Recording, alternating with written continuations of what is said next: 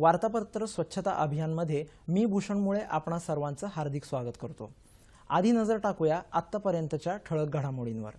महाराष्ट्रातील 11 जिल्हे हागणदारी मुक्त झाले असून राज्यातील उर्वरित जिल्हेही लवकरच हागणदारी मुक्त होतील असा विश्वास मुख्यमंत्री देवेंद्र फडणवीस यांनी केला व्यक्त।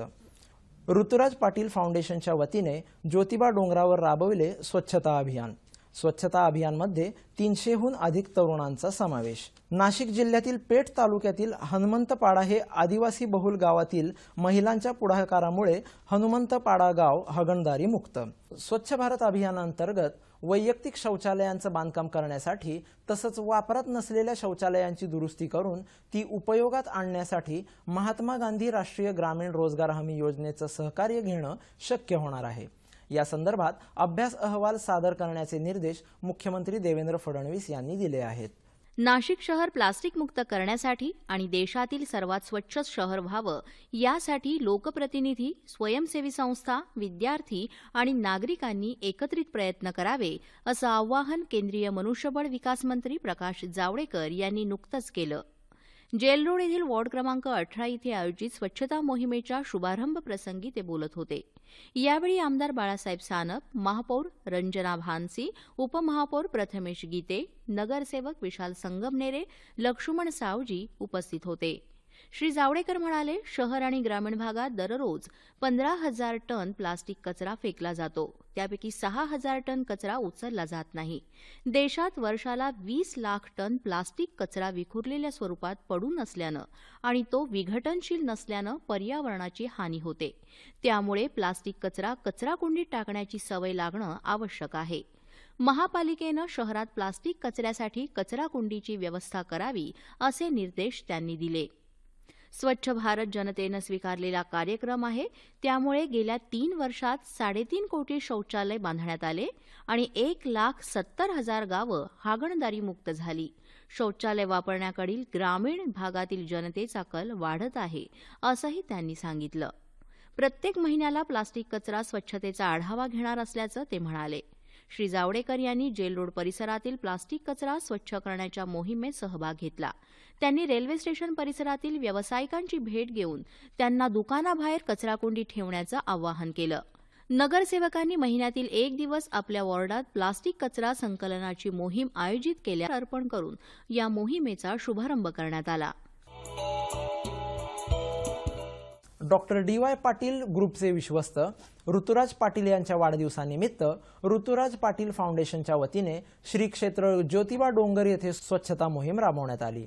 त्यामध्ये 300हून अधिक तरुणांनी सहभाग घेतला, त्यामुळे परिसर चकाचक झाला। पाटील यांच्या वाढदिवसानिमित्त गेल्या वर्षी पन्हाळगडावर स्वच्छता मोहीम राबवली होती। यावर्षी श्री क्षेत्र ज्योतिबा डोंगर येथे हा उपक्रम राबवण्याचा निर्णय घेतला होता।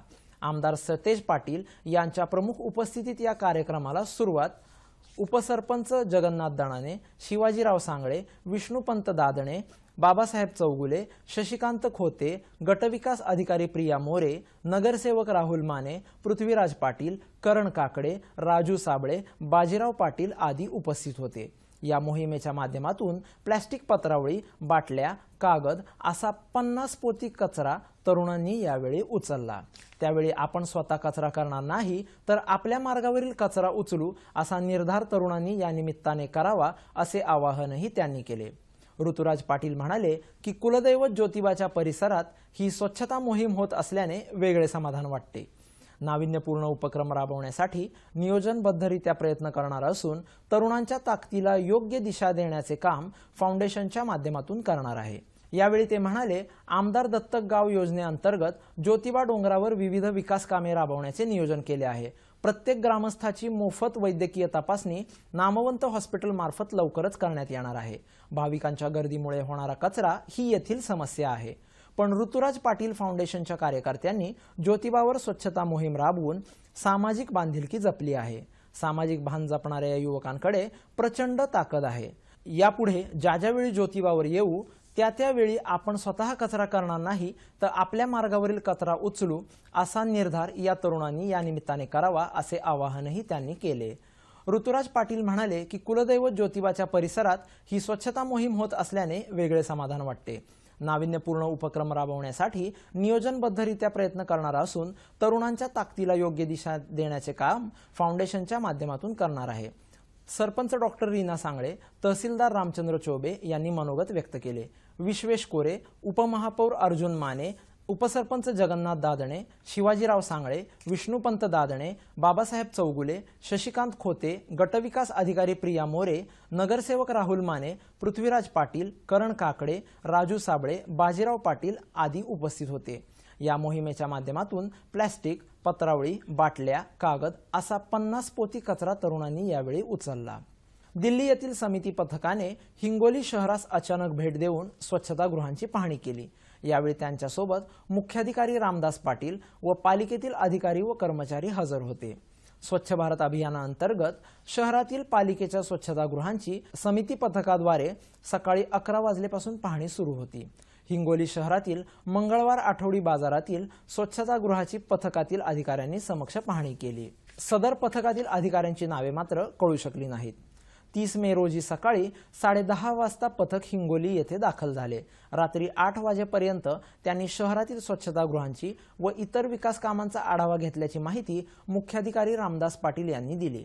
नाशिक जिल्ह्यातील पेठ तालुक्यातील हनुमंतपाडा उत्तर या आदिवासी बहुल गावात महिलांनी पुढाकार घेतल्याने गाव हागणदारी मुक्त झाले आहे. विशेष म्हणजे महिला बचत गटाने देखील या मोहिमेत सक्रिय सहभाग नोंदविला. हनुमंतपाड्यातील बहुतांशी नागरिक शेती आणि मोलमजुरी करणारे आहेत. खरीप हंगाम संपल्यावर शेजारील नाशिक तालुक्यात मजुरीसाठी ग्रामस्थ स्थलांतरित होतात. त्यामुळे स्वच्छता उपक्रमात सहभागी होण्यासाठी पुरुषांची तयारी नव्हती. तत्कालीन सरपंच विमल भोये यांनी महिला ग्रामसभा घेऊन डिसेंबर 2015 मध्ये गाव हागणदारी मुक्त करण्याचा निर्धार केला. सुरुवातीला ही कल्पना फारशी कोणाला आवडली नाही. मात्र नंतर महिलांची एकजूट झाल्यावर ग्रामस्थांचा सहभाग वाढू लागला. होळी सणापर्यंत गाव हागणदारी मुक्त करण्याचा संकल्प करण्यात आला. गटविकास अधिकारी बी बहिरम आणि ग्रामसेवक SY नेहते यांनी गावात सभा घेऊन मार्गदर्शन केले. उघड्यावर शौचास न बसण्याबाबत आवाहन करणारे भित्तीपत्रके गावात लावण्यात आली. महिला मंडळाने जनजागृतीच्या कार्यात विशेष पुढाकार घेऊन घरोघरी जात प्रबोधन केले. भोळेपाड्यावरील महिला बचत गटाने शौचालय बांधण्यासाठी अंतर्गत कर्ज वाटप केले. ग्रामपंचायतीने दुकानदाराशी चर्चा करून शौचालय बांधण्यासाठी लागणारे साहित्य ग्रामस्थांना उधारीवर मिळवून दिले. 10-12 ग्रामस्थांनी गावातच विटा तयार करण्यास सुरुवात केली. गवंडी प्रशिक्षणामुळे कुशल मजुरांची समस्या दूर झाली.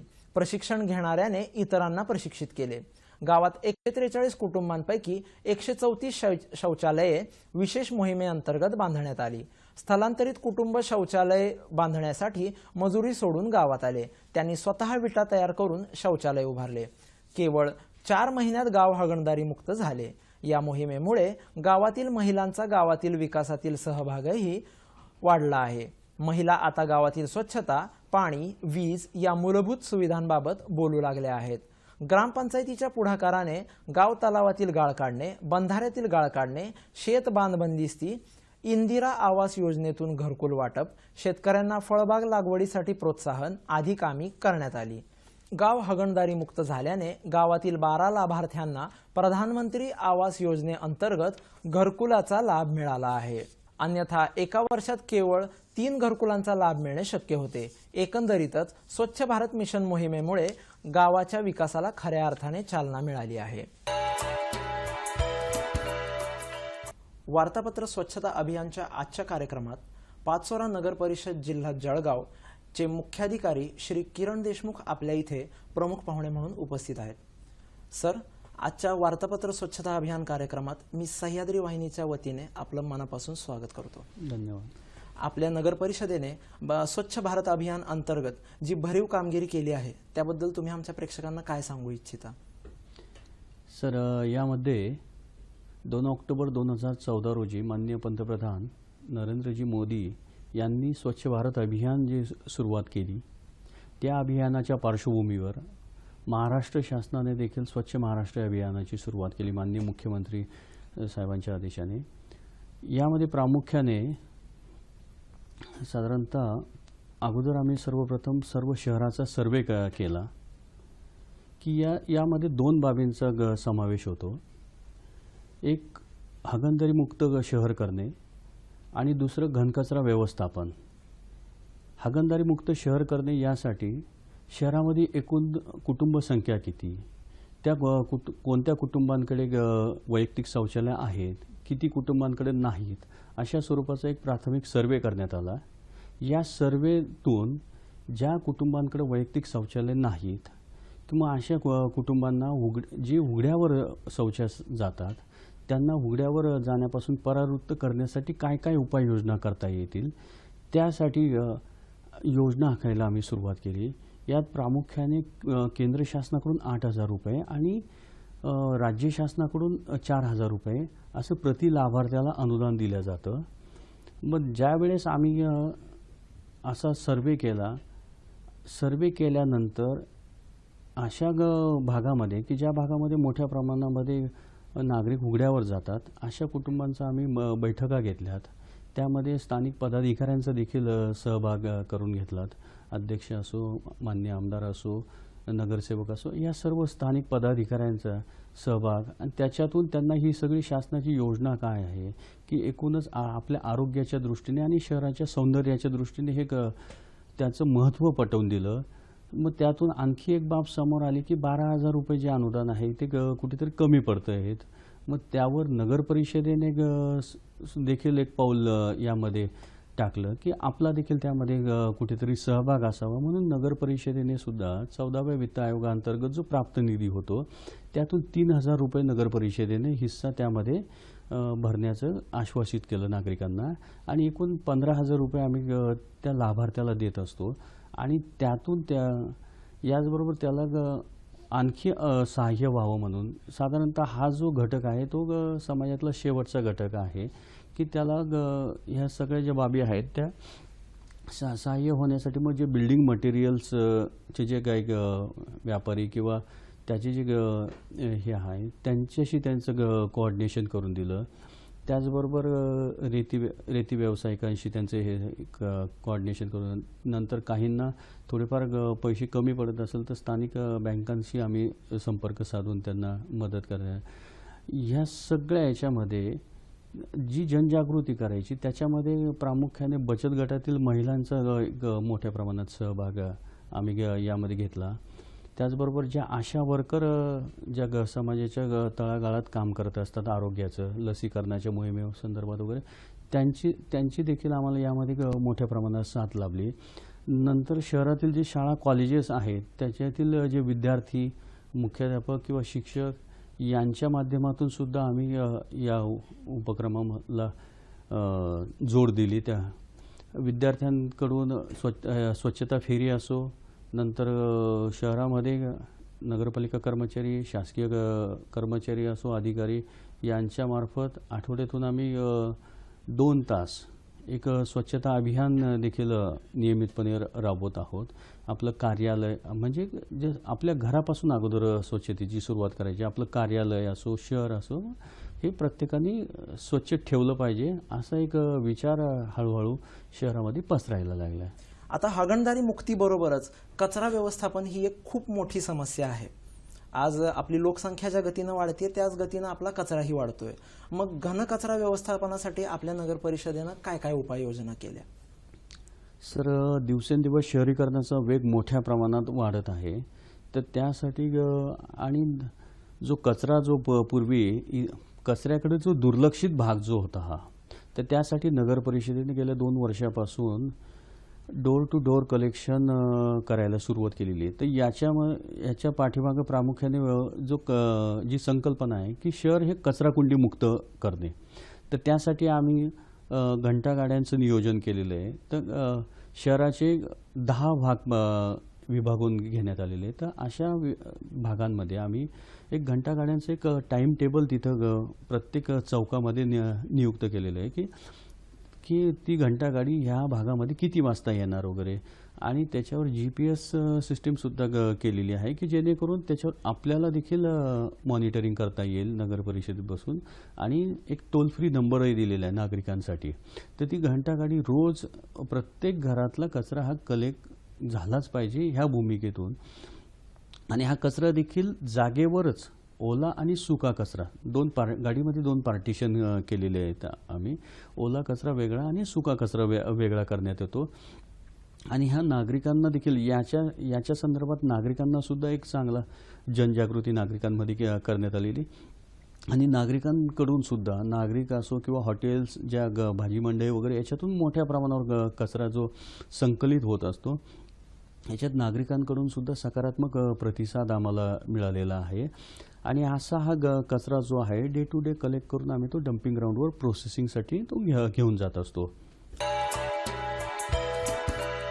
स्वच्छ भारत अभियानला आपण डिजिटल इंडियाची सुद्धा जोड दिलेली मला दिसते, कारण तुम्ही घंटागाडीवर GPS लावला. ही संकल्पना अतिशय नवीन आहे. त्यानंतर तुम्ही लोकांना एक टोल फ्री क्रमांक दिला, आपल्या लोकांसाठी उपलब्ध करून दिलेला आहे. तर ही सुद्धा गोष्ट खूप चांगली आहे आणि याचा सुद्धा सर्वांनी विचार करण्यासारखा आहे. साम दाम दंड सर्व नीती, डिजिटल इंडिया, अशा बऱ्याच गोष्टी तुम्ही राबवल्या. मग या सर्व गोष्टींचा शासन दरबारी कुठे विचार केला गेला किंवा याची मोठ्या प्रमाणात दखल घेतली गेली का, असं आपल्याला वाटतं का? होय, निश्चितच या संदर्भात निश्चितच दखल घेतल्या जाईल. कारण शहर ओडी फ्री करण्यासाठी, हागणदारी मुक्त करण्यासाठी शासनाने काही नॉर्म्स ठरवले. जिल्हास्तरीय म्हणजे अगोदर तो नगर परिषदेने जाहीर करायचा की आमचं शहर हे हागणदारी मुक्त झालेलं आहे. त्यावर मग जिल्हास्तरीय समिती येऊन पाहणी करणार. जिल्हास्तरीय समितीने त्यास मान्यता दिल्यानंतर राज्यस्तरीय समिती पुन्हा त्याची पडताळणी करणार. राज्यस्तरीय समितीने त्याला मान्यता दिल्यानंतर केंद्रस्तरीय समिती त्रयस्थ पक्षातर्फे ती पाहणी करणार. आणि याच्यातून ह्या सर्व चाचण्यांमधून ज्यावेळेस ते शहर पास होईल, तर अशा शहरांसाठी शासनाने अ वर्ग नगर परिषदेसाठी, ब वर्ग नगर परिषदे आणि क वर्ग नगर परिषदेची विशेष अशी बक्षिसाची योजना ठेवलेली आहे. तर त्यात मला सांगायला आनंद वाटेल की पाचोरा नगर परिषद ही साधारणतः 1,50,00,000 रुपये बक्षिसासाठी ही पात्र ठरलेली आहे. आणि मला नक्कीच आशा आहे की लवकरच माननीय मुख्यमंत्री साहेबांच्या हस्ते ते बक्षीस नगर परिषदेला, म्हणजे एकूणच आमच्या पूर्ण टीमला मिळणार.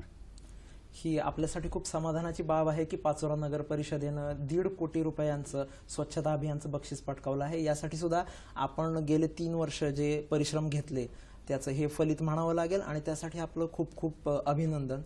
कचरा व्यवस्थापनामध्ये आणखी एक महत्त्वाचा मुद्दा आहे, तो म्हणजे प्लास्टिक. प्लास्टिक असं आहे की आपण जाळू शकत नाही किंवा त्याची योग्य विल्हेवाट लावल्याशिवाय आपण काही पर्याय करू शकत नाही. ते जमिनीवर टाकलं तर जमिनी नापीक होतात आणि जर आपल्या जलवाहिन्यांमध्ये, गटारींमध्ये ते जाऊन बसलं तर पाणी अडतं. मग प्लास्टिक व्यवस्थापनाबद्दल आपण काय कार्यक्रम राबवले? सर, त्याच्यात प्लास्टिक व्यवस्थापनामध्ये जसं आता तुम्ही गटारी वगैरे ब्लॉक होतात वगैरे, याच्यासाठी सुद्धा आत्ता तर तूर्त सध्या पावसाळ्याच्या पार्श्वभूमीवर आम्ही मोठे नाले किंवा गटारी याची साफसफाई वगैरे पूर्ण शहराची करण्यात आली. त्यामध्ये सुद्धा मोठ्या प्रमाणात की प्लॅस्टिकमुळे त्या चोकअप होत असतात वगैरे, याची देखील काळजी घेतलेली आहे. आणि आत्ताच नुकतंच शासनाने आमची भूमिगत गटार योजना देखील मंजूर केलेली आहे की जेणेकरून सांडपाण्यावर सुद्धा त्यावर आम्हाला मात करता येईल आणि जे गटार चोकअप वगैरे जे प्लॅस्टिकमुळे होतं त्याच्यावर देखील ते मात करता येईल. आणि झालं प्लास्टिक बंदीसाठी, आम्ही यासाठी सुद्धा नगर परिषद सातत्याने प्रयत्न करत आहे. व्यापाऱ्यांच्या बैठका घेणे, व्यापाऱ्यांचं मन परिवर्तन करून की व्यापाऱ्यांचं देखील आणि त्याचबरोबर नागरिकांचं देखील. तर पाचोरा शहराचा जो मुख्य चौक आहे, शिवाजी चौकामध्ये डिजिटल बोर्ड कायमस्वरूपी डिस्प्ले केलेला असतो की तिथं नगर परिषदेची जाहिरात कायमस्वरूपी, ह्या ज्या दोघं ज्या बाबी आहेत, हागणदारी मुक्त असो, घनकचरा व्यवस्थापनाशी संबंधित असो, प्लास्टिक मुक्तीशी संबंधित असो किंवा टॅक्स कलेक्शन असो, कर भरावे वगैरे, नगर परिषदेचं कायमस्वरूपी ते नागरिकांवर बिंबवण्याचं काम त्या डिजिटल बोर्डामार्फत सुरू असतं.